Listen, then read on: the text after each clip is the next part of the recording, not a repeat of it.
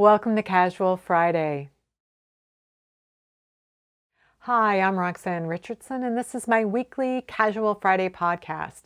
If you'd like to jump right to a specific point in the video, you can tap or mouse over the video playback area of the screen to reveal the chapter titles and starting points of each section. In this week's podcast, I have tidbits.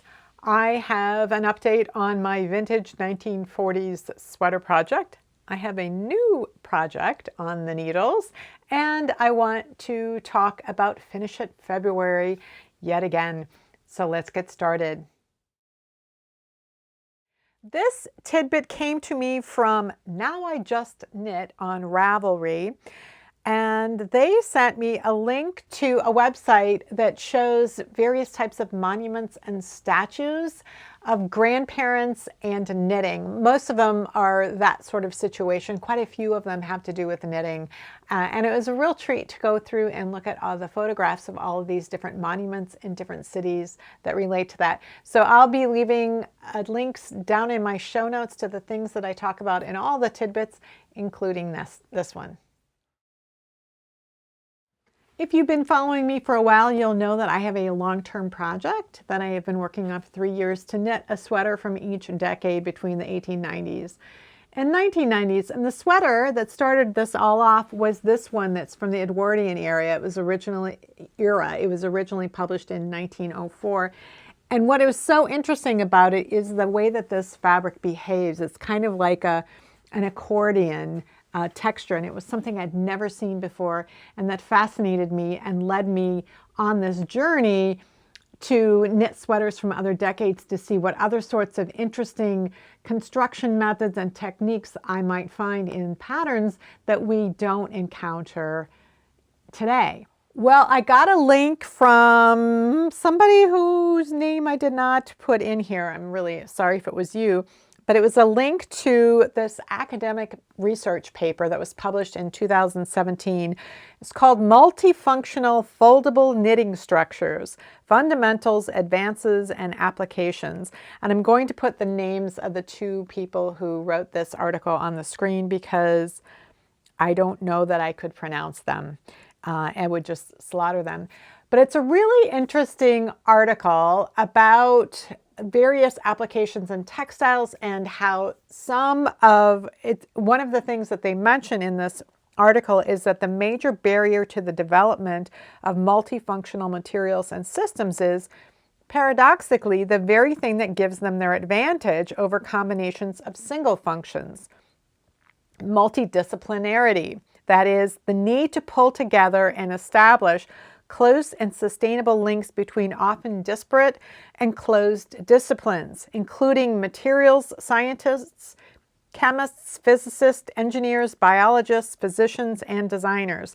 Multifunctional materials have the potential to support the sustainability agenda.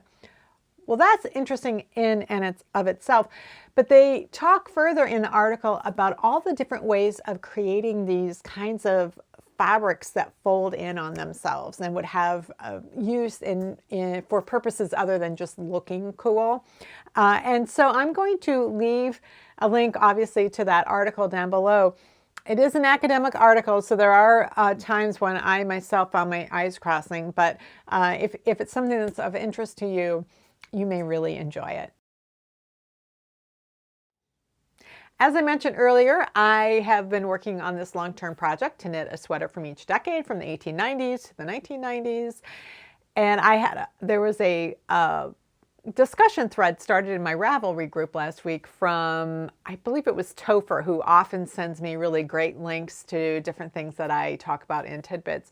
And he suggested that once I'm done with my project, maybe I want to start over again back in the 1890s and knit through different sweaters again. And he had a suggestion for a sweater that I might want to knit because it had a lot of really cool elements in it, and I'm always looking for those really interesting construction details. I want to talk about what that sweater was that he suggested. I have talked about the sweater in the past. In fact, I talked about it 3 years ago when I was first starting on this project, and I know so much more now about that sweater, about this sweater, than I knew at the time. When I started my journey to knit a sweater from each decade of the 20th century, I came across this sweater that pops up pretty often on the social media feeds of knitters. It's a sweater held in the collections of the Met Museum in New York City. It's a bicycling sweater that they estimate was created in the mid 1890s. I had assumed, like many people, I had assumed that this was a hand knit sweater because there is a pattern that looks almost exactly like this available in a knitting book that was published in 1897 by the Butterick Company. So the Butterick Company, if you are a sewer, you will know about Butterick sewing patterns. They were around in the 19th century, and Butterick had a monthly magazine called The Delineator that published articles and stories and all kinds of things. It was a women's magazine, but it was mainly a marketing tool to sell his sewing patterns, but also they had all kinds of other things in there, needlecrafts in the crochet and knitting and tatting and netting and all kinds of things. And then they published 2 different knitting books in the 1890s as well. In 1897, they published Practical and Fancy Needlework or Practical and Fancy Knitting, one of the 2. I'll put the name of it on the screen. And in that book, there were several different patterns for sweaters. Several of them were for women, and a number of them were for men and for boys. So a sweater that looks very much like the Met Museum sweater was in that book. It came with the instructions came with in two different versions with different types of sleeves. And so you could choose to knit ones that had a high, really puffy sleeve or a sleeve that puffed like all the way down to the elbow, either one of them. The version that the Met Museum has is machine knit. It's not hand knit. And you can tell because the fancy stitch patterns that are at the waist near the hem that look like zigzaggy patterns are machine knit. They're using a tuck stitch of some sort, which is difficult to do. That type of stitch is difficult to do in hand knitting. It looks very much like rickrack rib, which is what I originally thought it was when I was reading that pattern in the Butterick book. But I could also see that the multiple stitches needed and the way that the stitch patterns were transitioning from one section to another meant that rickrack ribbing was not what was being used in order to knit that pattern. If you are interested in that sweater pattern and that book of patterns from 1897, I'll leave a link down below. But I deliberately chose to knit a different sweater from that book, one that was actually designed for a boy. And the reason I chose this other sweater was because it had such a weird construction that on paper, I couldn't see how it was going to work. And I wanted to see if I was right or if something was going to happen in the process of knitting that would make me realize, oh, this is why it does work. My project is mostly about me wanting to learn new construction methods, and the construction method that was in that sweater for a boy was far different and unusual and mysterious than the one that's used for the bicycling sweater.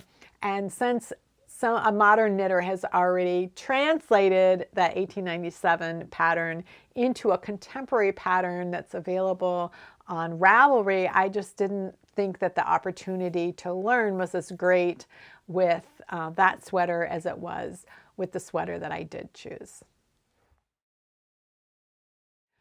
This next tidbit is about the Coast Salish knitters. I did a tidbit segment about Coast Salish knitters and the Cowichan sweaters that they knit last summer, I believe, because there was this really great documentary available for a limited time on YouTube about these knitters. It's no longer available, but this website that I'm going to link to below has several articles about the knitters and the women who use their knitting in order to support their families.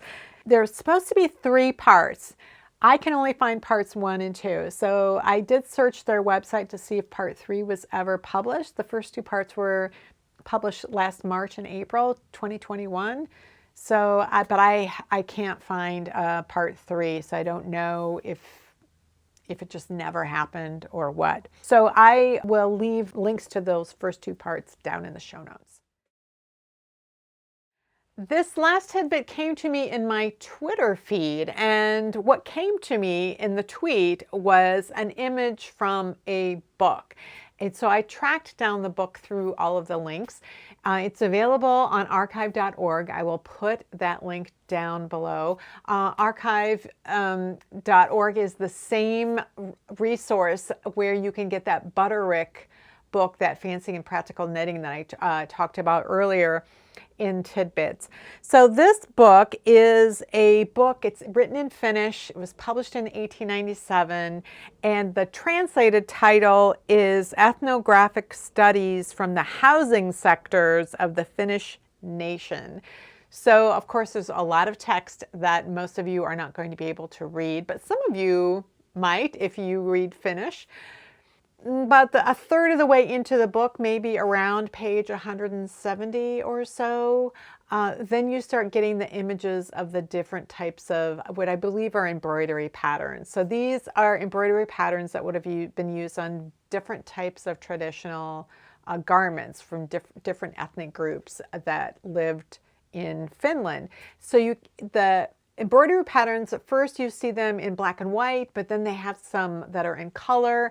They have photographs of some people in their garments, and then they also have drawings, illustrations in color of the types of the way that these garments would be worn, and then how the different embroidery patterns would appear on those garments. So it's really interesting. If you would like to see that, like I said, there's a link below. And if you click on the little icon at the bottom of the screen when you see the book, it looks like 4 little squares. That allows you to view the book and see all the pages in thumbnails, so you can see a bunch of pages at one time, which allows for you to scroll faster and find what you're looking for. And then once you find a page you want, you can click on that page and just see that page in particular. But I just love seeing these kinds of things, these old books, and being able to have access to them. So I think a lot of you might be interested in them as well. So I wanted to give a little update on my 1940 sweater. There really isn't much to tell you about the sweater itself. I'm in that stage of sweater knitting where it's just more of the same at this point. So I showed you that I started with a sleeve, and I started the project at the end of New Year's Eve, I think. So I finished the sleeve, and then I started in on the back of the sweater.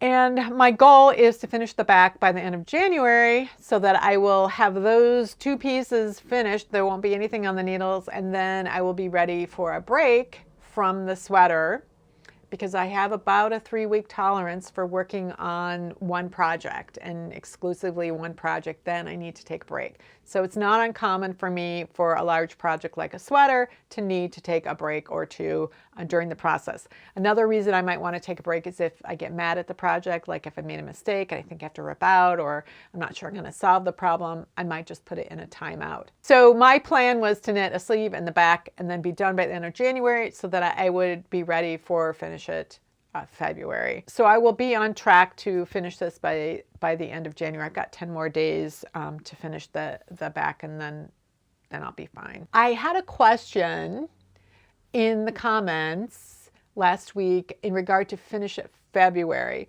when I was talking about, having almost 40 projects, and somebody said, do you have that many sets of needles, or do you just put things on stitch holders? And if you do put them on stitch holders, how do you remember what needle size you were using? So the answer to that is, before I start any project, I create a project page in my Ravelry notebook. I link to the pattern. I put tags like what year it is, what type of project, like sweater. I also track things like the fact that this is vintage. And in my project page, on my project notebook, I have different sets that I create. So any project that has the tag sweater goes into my sweaters. Any project that has the year 2022 will go into that set. Anything that has vintage as a tag will go into that set. So I can just go and look at all my vintage projects. I can go and look at all my sweaters. I can go and look at everything that I knit in 2022. So at this point, I've got over 500 projects in my notebook, so it's hard to just scroll through and find things a lot of times. So those tags and those sets are very helpful to me. But one of the pieces of information that goes into a project is what yarn am I using, and I'll put in the colorway as well, because if it's something that I really liked, then I want to be able to remember that. Or even just what was that yarn I used for that project? I can go look it up again. But I also put in the needle size I used, and I will also indicate my gauge, so that if I'm at a point, if I've taken a break from a project, it's not on the needles because I've gotten to a natural break in the pattern.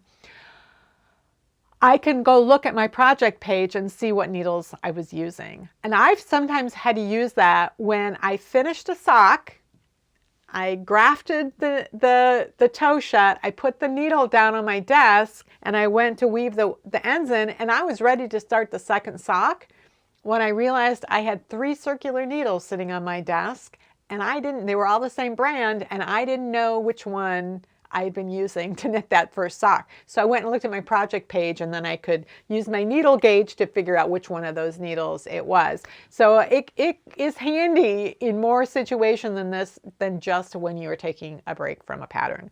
Last week when we had our knit night, our Thursday night knit night over Zoom, I was showing my project to the other people in the knitting group, and one of them said she couldn't believe that I was knitting with straight needles.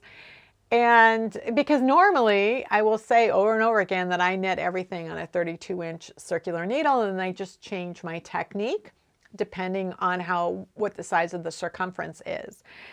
I do things a little differently when I am working in Tarsia, which is what this is, this block of color knitting. This is not stranded color work. It looks the same basically on the back that it looks like on the front. And Tarsia requires working back and forth, which typically means flat. It is possible to create a tube while you are working back and forth, but it does require working back and forth. And it's in stockinette. When I learned to knit back in the mid-80s, I learned to knit on long straight needles, and the way I knit was with the yarn in my right hand, and I had a very specific way of managing the needles because I was self-taught, and that method was the right hand needle was anchored against kind of the fold between my thigh and my body, so like that kind of junction of the hip and thigh. So I didn't hold the needle. You probably can't see it. So I would anchor that, and then I would use my right hand to throw the stitches. In 2005, when I started the Master Hand Knitting program, I was exploring a lot of different kinds of projects, not just sweaters that were knit flat in pieces, but I was knitting hats and socks and mittens and all kinds of things. A lot of that was knit in the round. And my method of knitting by throwing didn't work well for knitting in the round. That doesn't mean that if you hold the yarn in your right hand, you can't knit in the round. It meant that my method of knitting wasn't conducive to knitting in the round. I tried using long double-pointed needles and a knitting belt. I tried a lot of different things to adapt my knitting style to work better in the round, and they didn't work for me. I couldn't overcome the muscle memory that I had for my particular style. And so instead, I thought I'll learn continental knitting. That will be so different. I'm just starting basically from scratch, developing new muscle memory in order to do continental. And so for a couple of years, I would use continental to knit in the round in stockinette. And I could purl, but I didn't enjoy it, so I would do it only if it was a little bit. And I would choose my knitting style based on what the project type was. But with Tarsia, I have never switched to continental when I knit in Tarsia, and that is because it does have to be knit flat, and it has to be knit in stockinette. And typically, if it's going to be knit in something like a sweater, it's going to have side seams. And my selvages in stockinette are really nice when I knit using my English method. And they're not as great in my continental method. So I prefer, when I am knitting in Tarsia, to use my old method and my long straight needles. It feels so comfortable. I knit a lot of intarsia projects back in the 80s and 90s before I learned continental knitting. And I just find it comfortable, and I also find it nice to vary my knitting style once in a while so that I'm not always keeping my hands doing the same exact repetitive thing over and over again. It's a nice break from my other knitting style to be able to do something else. So that is why I'm using straight needles for this particular project, where normally I would be using a circular needle. So you might be wondering why I didn't make that much progress on my 1940s sweater last week. I was 2 triangles into the back, and now I'm only about 3.5 triangles. What's the deal? Well, the deal is I started a new project. And again, you may be wondering, why would you start a new project when you just started your 1940s sweater and you were about to do finish it February to try to get rid of all of the things that you already have on your needles? And the answer is, first of all, it's a small project, and I was going to have time. So I mentioned that for my 1940s sweater, I wanted to be done with the back by the end of January. And I'd known that when I started it in the end of December. I also knew, because I do spreadsheets, that it had the sweater is going to have 90,000 stitches, and there was going to be about 45,000 in one sleeve in the back. And I know from experience that's probably maybe 3 weeks worth of knitting, and that would give me some extra time at the end of January before Finish It February started. So that's one of the reasons. And the second is that I was reminded, I got an email from an organization that I had participated in this this service project for knitting last year. It was for Martin Luther King Jr. Day of Service. And so MLK Day was Monday this week. And so this email came out and said, we're doing this project again that we did last year for MLK Day. It's called Wrapped in Love, and it's knitting baby blankets for these 3 different organizations in Minneapolis that serve homeless youth. Some of these young people have babies, and so the idea is to knit baby blankets. So when they come into one of these centers, they have a baby, they can be offered a brand new hand knit or hand crocheted or hand quilted, whatever, blanket for their baby. And so I love that. One thing I hate knitting typically, or don't enjoy knitting, is big old rectangles. And so I can get 1 skein into a 2 skein scarf and I need a break because, okay, there's nothing new going on. And so I usually need a break from the scarf in order to do the 2nd skein. So with a baby blanket, I do a spreadsheet, so I know how many stitches are in it, so I know how long it's going to take me. It's going to take me about a week. And so I pick something that's fairly simple in terms of stitch pattern, so I don't have to think too hard, but it isn't just like garter stitch, which would drive me crazy. And then I try to do something just to make it a little harder for my own pleasure. It's a 4-row repeat. It's knit 2, purl 2 for 2 rows, and you've got a little bit of a garter stitch on the edge. And then the rows 3 and 4 are stockinette. So, and then that creates this little kind of, that's a nice texture pattern.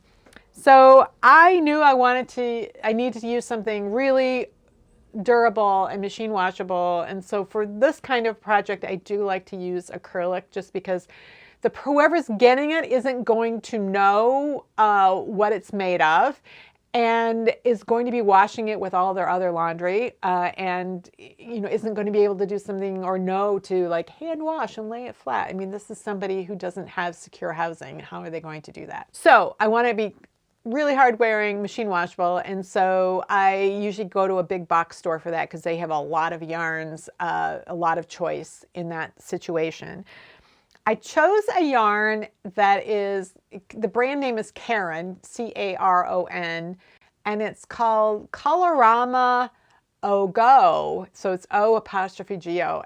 it's 5 colors, the coordinated colors. It's sort of self-striping. There's sometimes when it's transitioning from one color to another, there's a knot in it, like an actual knot. But the idea is that it's formed in this like ring, and so you can see the color changes, and it's very easy to slide these colors away from each other, just the way that it's all wound into this kind of donut.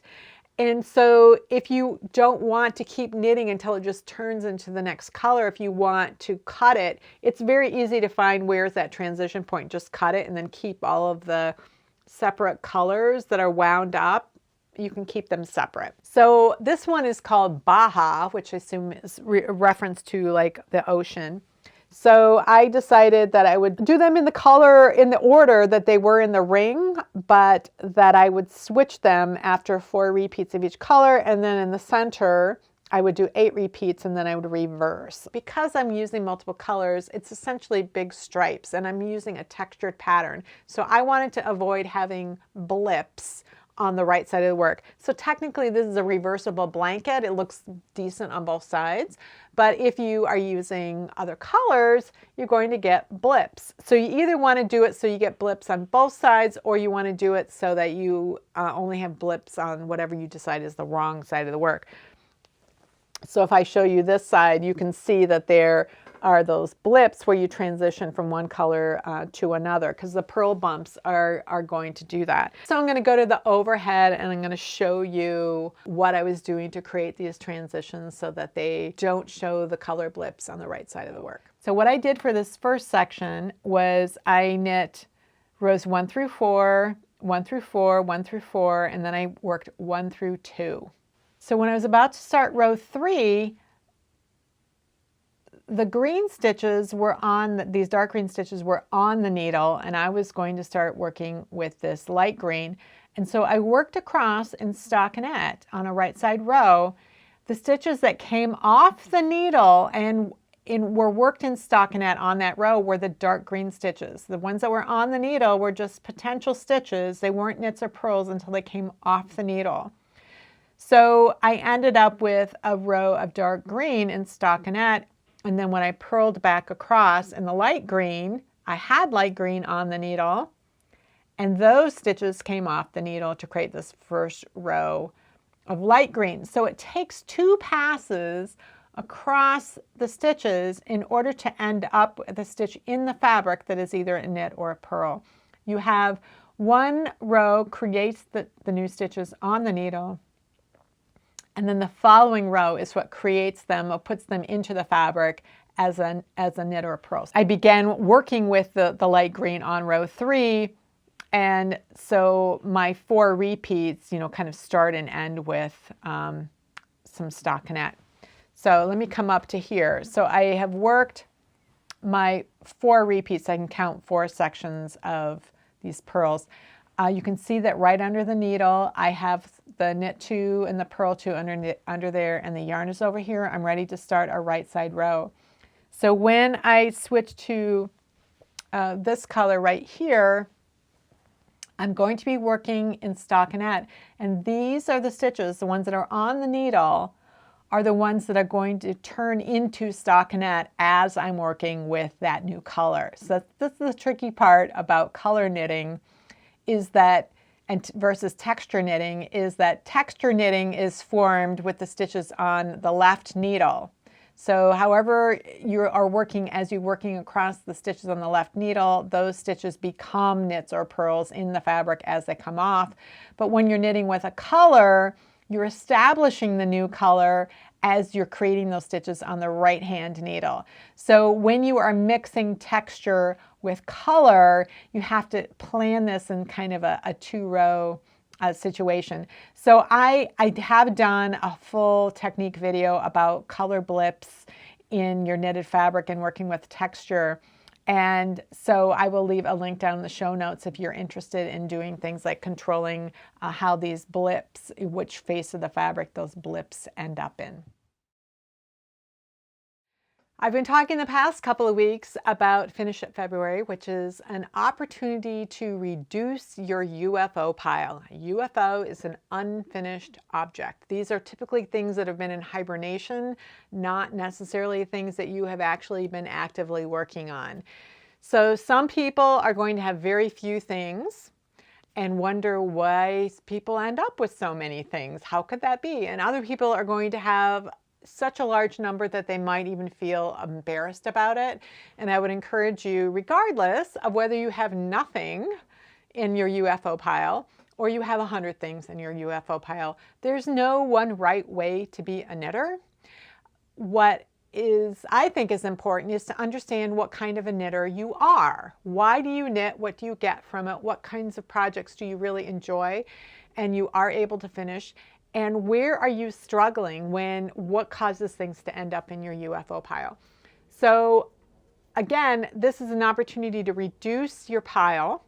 It's not necessarily going to get rid of all of it in February. I've been doing this enough years where I am at the point where I can probably get through my UFO pile in February, but it wasn't always that way. In 2016, I had almost 40 projects. And so I decided to spend most of 2016 kind of tackling that UFO pile. And so I want to talk about sort of both approaches, either when you have a lot of them and you kind of want to figure out a game plan going forward, and when you have just a few of them. I have to approach it with a similar mentality, which is I have to figure out how to rotate through my projects. And that is true whether these are new projects and I'm realizing when I'm starting them, this is going to be something that I'm probably going to need a break from. Like my 1940s sweater, when I looked at it and I thought, okay, I know I'm going to need a break. I'm going to work a sleeve in the back and then I'm going to take a break from it because it'll be Finish It February time. Even if it weren't Finish It February, I would probably be taking a break from that sweater at that time in order to do something different because I need variety and I only have a 3-week tolerance for working on something. And I need to find ways of rotating through there. There's not one way to rotate through, but I'm going to tell you how I did it in 2016, kind of my approach when I had a lot of things, and then what I'm doing this year when I have just a couple of things, and really wanting to see if I can get through them in February. So in 2016, I had divided up my projects that I hadn't eliminated as I never want to work on these again. I had the pile of things that I felt I did want to complete. Talked about this last week, how I divided mine up into categories because I had so many. And I looked at the things that were going to take the least amount of time. I don't think I mentioned this last week, but I kind of look at it as what is going to take a day or less to complete. And those are the things I absolutely are going to do first. So some things, 2 ends need to be woven in 10 minutes tops. Other things, I might need to reinforce some sock heels, might take me an hour or 2. So I look at those kinds of really quick and easy things, and those I would do first. Then I was left with the things that were going to take longer. They're going to take 2 days, a week, maybe many weeks to complete. And that was what I needed to kind of figure out how I was going to rotate through those. So I do a couple of things. One is I break things down into sub-projects. So just like with my 1940s sweater where I have 2 sleeves, a front and a back, that's kind of 4 separate things. Each of those is really a sub-project. So when I decided I'm going to do the sleeve and the back, those things were done. And those were complete. My sub-projects were complete, and then I'm going to work on something else. So when I was looking at all of my projects, I had a blanket that was supposed to be knit in squares. It's supposed to have 24 squares, and I had completed 8 of them in the previous 10 years. I'd completed 1 of them 10 years before, and then 7 more 5 years before that. And so I had 16 left. And so I treated each of those squares as a sub-project. So that was something that I knew took me maybe a day, the knitting that I would have in a day, or maybe it would go into a second day to get 1 square done. Just depends on how much time I spent knitting that day. And so I felt like doing a square in between other things seemed very doable and enjoyable. And I might even want to do 2 squares, just depending on how I felt. So I looked at the overall picture and how many things I had, and I picked 2 or 3 things that I made a decision on then. And so I thought, I'm going to do a blanket square, I'm going to knit a sock to finish the pair, and then I'm going to work on a sweater that I really like. And so when I knew that when I was going to work on that sweater, that would be something that would be more than just a couple of days. It would be more involved. But that also had some sub-projects to it. It had sleeves and it had a front and a back. It had different aspects to it that I could think of as a sub-project, and that would be natural points in which I could take a break if I felt like I needed it. So that was kind of my approach. I just planned 2 or 3 in advance, and I tried to plan it so that I was giving myself variety. This blanket square might take a day or 2. The sock was probably going to take me a week, and the sweater was going to maybe be 2 or 3 weeks worth of concentrated knitting. And so I gave myself variety of project types, but also the amount of time that was going to be required to work on any one of those. So that's what I was doing in 2016. So every time I did a few things, then I again went back and looked at the big picture. What would be fun? Because that was what I was looking for, is I want this to be fun because I enjoy knitting and I don't want to punish myself. So I'm not going to say to myself, Roxanne, you have to knit all 16 of those squares before you can move on to something else. There's no point in that. I'm the boss of my knitting, and I make those decisions based on understanding who I am as a knitter. So this year is different. I started doing Finish It February in 2018, and every year I've had fewer and fewer and fewer UFOs. This year I have 4 things in my UFO pile that I'm going to work on. The biggest project on my UFO pile is the 1960s vintage sweater that I started last year after Finish It February ended. I think that's when I started it. And it's a very simple stockinette sweater, and but it had a really cool yoke at the top that I thought was really interesting, but you can see how that sleeve is kind of puckered there. I did not like the way the sleeve was setting into the sweater, and they were a little blousy, the sleeves were anyway. So I decided, well, I'm going to cure the puckering and the blousiness and just reknit the sleeves. And but it was a mostly stockinette sweater in the solid color. Not that interesting to knit, and I just had it by that point, so I put it in the UFO pile. So I have 2 sleeves to reknit for this. The other thing that I discovered in my bin of works in progress at the end of the year, when I was just kind of digging through, I have a bin in my desk where I keep things that are current, and I found this knee sock that I had knit earlier in the year. It took more than half of a ball of 6-ply yarn to knit, and this was an experiment for me to see how to shape a knee sock and like what amount of negative ease I liked in the cuff, and then what I needed to do at the top to make sure that that sock wouldn't fall down. So I figured that out, but I didn't have enough yarn to knit the second one. It took me a while to find a source that carried the same colorway. I couldn't even find one in this country, and I'm pretty sure I bought this in this country.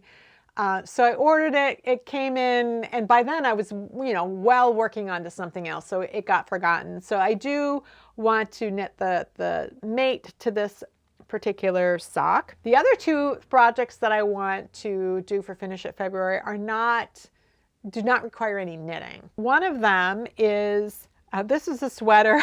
This is one of my favorite sweaters.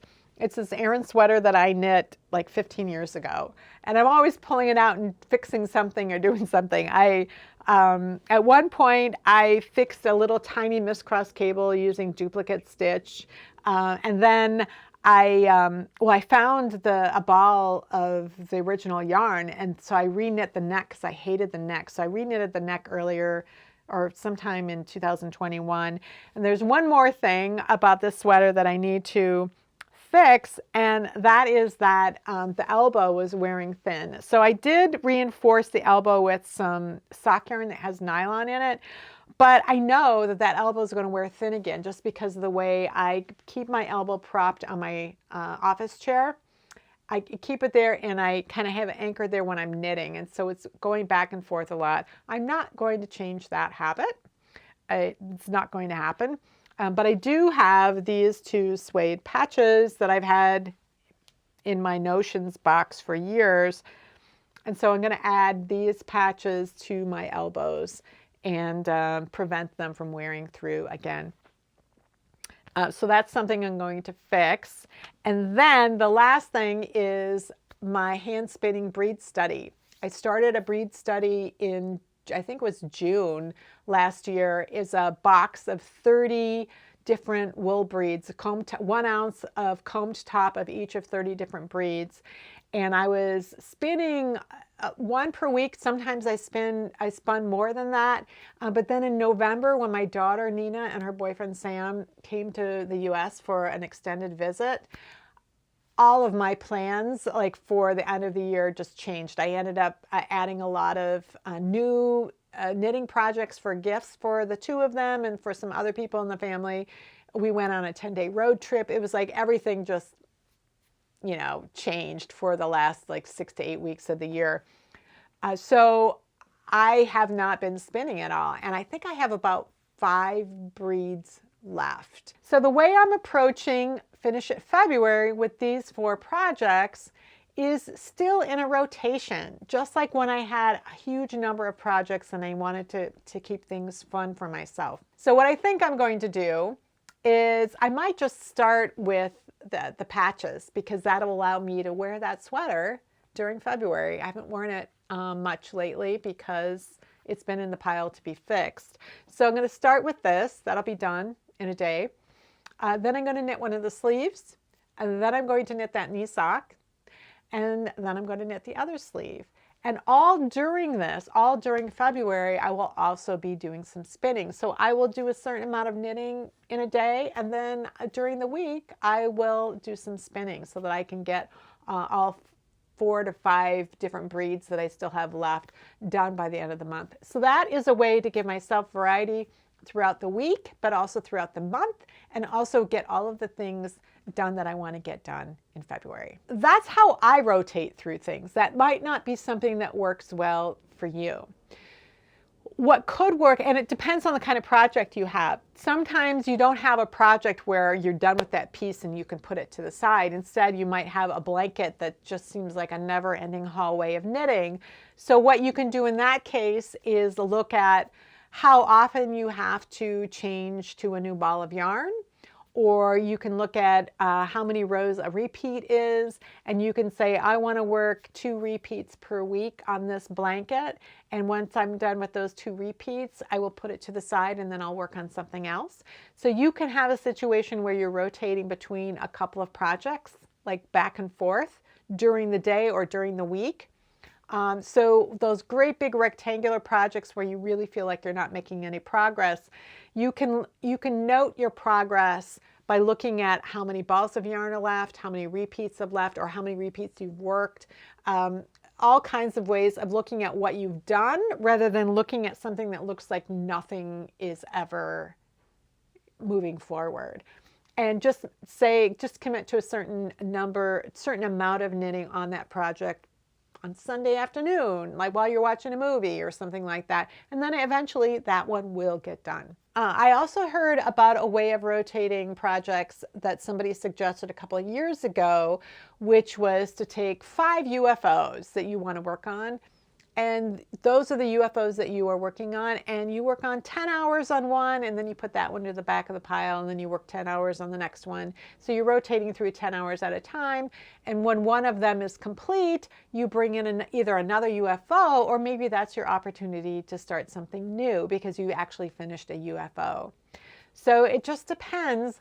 Like for me, I really like that idea of completing a sub project and then moving on, but I also like mixing it up with, this thing is only going to take a day, this thing is going to take a week, this is going to take a few weeks. So it just depends on how you like to rotate through things. You wouldn't have to have 5 projects that you're rotating through. You could do it with 2 or 3 or whatever makes sense for you.